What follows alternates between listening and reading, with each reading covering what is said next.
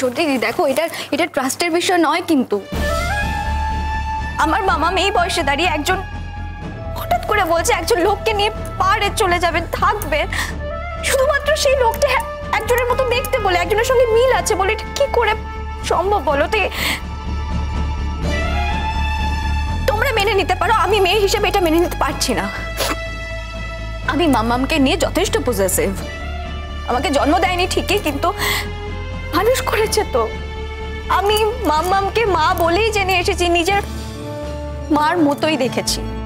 আমার কাছে না আমার নিজের মা যে আমাকে জন্ম দিয়েছে তার কিন্তু কোনো দাম নেই, মামাম বেশি ইম্পর্টেন্ট।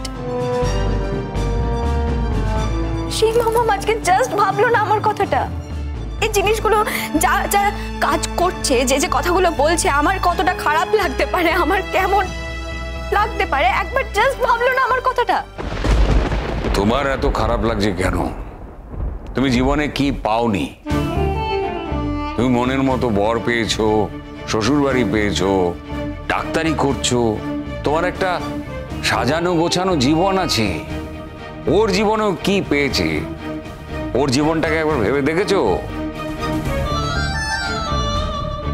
দাদা, জীবনে কিছু নেই বলে এইভাবে র্যান্ডম একজনকে রাস্তা থেকে তুলে নিয়ে গিয়ে বাড়িতে নিয়ে গিয়ে রাখবে? Shut up!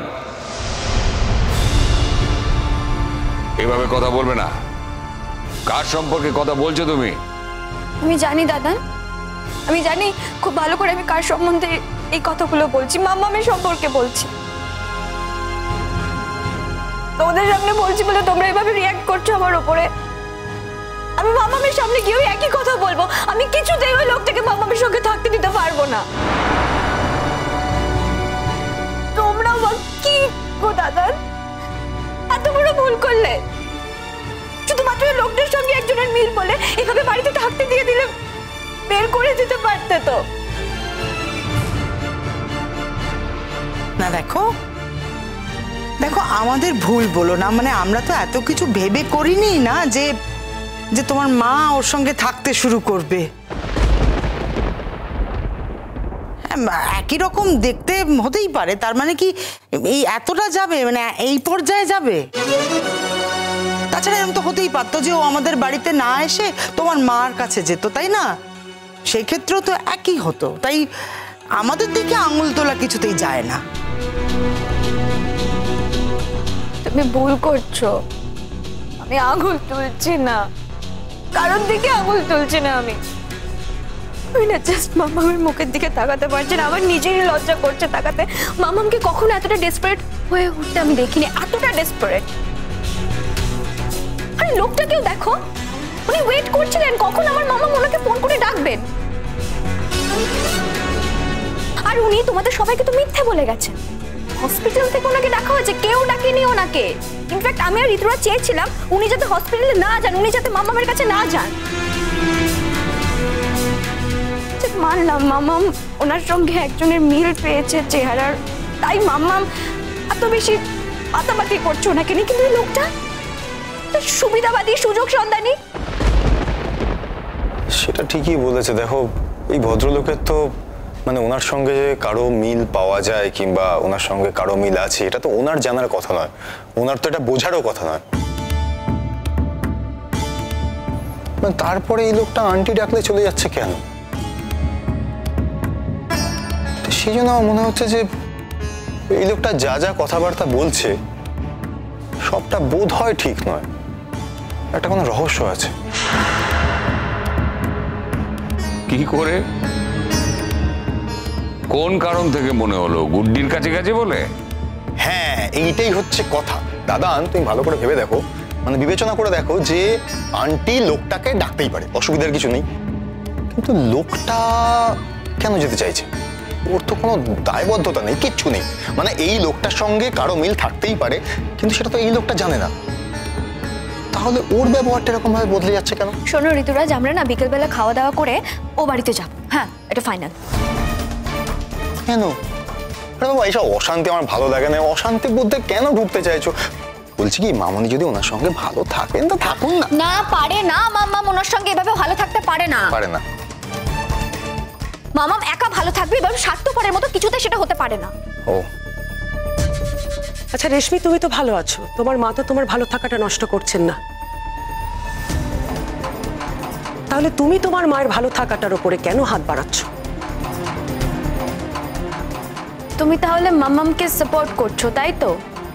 হ্যাঁ, না সাপোর্ট করার কিন্তু কিছু নেই রেশমি। তুমি তোমার মাকে ভরসা করছো না, তোমার মনে হচ্ছে ওই লোকটা তোমার মায়ের কোনো ক্ষতি করে দিতে পারে, তোমার মনে হচ্ছে তোমার মা ওই লোকটার সঙ্গে কোনো অবৈধ ইলিসিট রিলেশনে জড়িয়ে পড়বে। প্রথম কথা, তোমার মা আমাদের থেকে অনেক বেশি বুদ্ধি রাখেন রেশমি। সে তার প্রফেশনে, তার কাজের মধ্যে দিয়ে যথেষ্ট বুৎপত্তি দেখিয়েছে, তাই তিনি ঠিক করবেন লোকটা ঠক না সৎ। আর দ্বিতীয় কথা, আজকের দিনে দাঁড়িয়ে তোমার মায়ের যদি কোনো রকম কোনো সম্পর্কের জড়িয়ে পড়ার মতো মানসিক অবস্থা তৈরিও হয়, তাহলেও তুমি কিছু করতে পারো না, জোর করে আটকাতে পারো না রেশমি। কথাটা তুমি বলতে পারবে? ওই মেয়েটার অবস্থাটা তুমি বুঝতে পারছো না? তোমরা কেউ বুঝতে পারছো না ওই মেয়েটার উপর দিয়ে কি যাচ্ছে? এই বয়সে ওর কি এটা ফেস করার কথা? ওর সামনে দাঁড়িয়ে গুড্ডি সম্পর্কে এইসব বলে যাচ্ছে। গুড্ডি এই বয়সে এসে যে অপকীর্তিটা করছে সেটা একজন মেয়ে হয়ে মানতে পারে? কোনটা অপকীর্তি আর কোনটা সুকীর্তি সেটা কে বলতে পারে রে? নিজেদের আচরণগুলো ভেবে দেখেছিস? সেখানে অনেক অপকীর্তি দেখতে পাবি।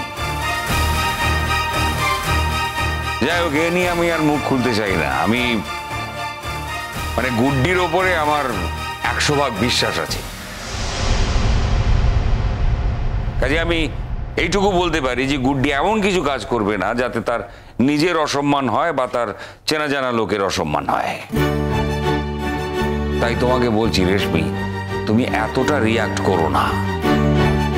তাকে তুমি নিজের বাড়িতে যাবে, আমার তা নিয়ে কিছু বলার নেই, কিন্তু তোমার মাকে তুমি কতটুকু জানো আমি জানি না। আমি কিন্তু তোমার মাকে খুব ভালো করে জানি। তোমার মা খুব চাপা স্বভাবের। তুমি যদি তাকে হার্ট করো না, সে কিন্তু চিরদিনের মধ্যে তোমার সঙ্গে সম্পর্ক গুছিয়ে দিতে পারে। মাম্মাম যদি এভাবে চলতে থাকে না দাদা, মাম্মামকে তো আমার সঙ্গে সব সম্পর্ক গুছিয়ে দিতেই হবে, নাহলে আমি মাম্মামের সঙ্গে আর কোনো সম্পর্ক রাখবো না। রেশমি, আরে রেশমি, ওই দেখো,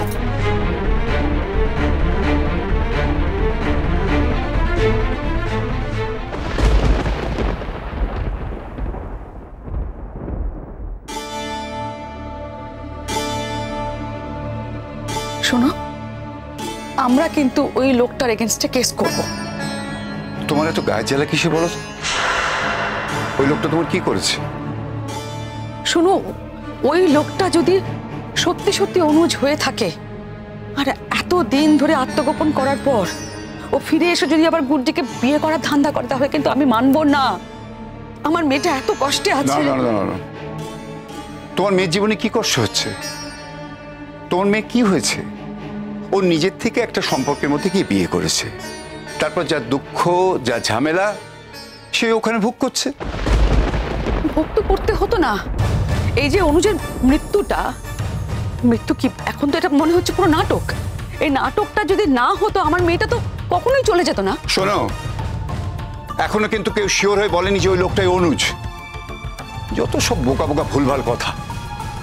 বোকা বোকা ভুলভাল কথা আমি বলছি? শোনো, তুমি যাই বলো না কেন, আমি কিন্তু আমার নিজের মতন করে খোঁজ খবর নেওয়া শুরু করে দিয়েছি। তুই কিসের খোঁজ নিচ্ছ? তোমার সমস্যাটা কি? তোমার মেয়ে এই সংসারে সুখী নয়, সেটা তার সমস্যা। নতুন করে কে বিয়ে করতে বলেছিল তাকে? তাহলে কি করতো বলো? কি করতো আমার মেয়েটা? সারাটা জীবন সন্ন্যাসীর জীবন যাপন করতো, আর এতদিন পরে ওই লোকটা ফিরে এসে গুড্ডিকে বিয়ে করবে, সংসার করবে, আর সেটা দেখতো।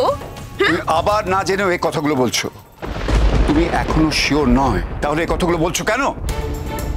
শোনো, আমি যদি একবার শিওর হই না যে ওই লোকটাই অনুজ, তাহলে কিন্তু ও আমার আসল রূপটা দেখতে পাবে।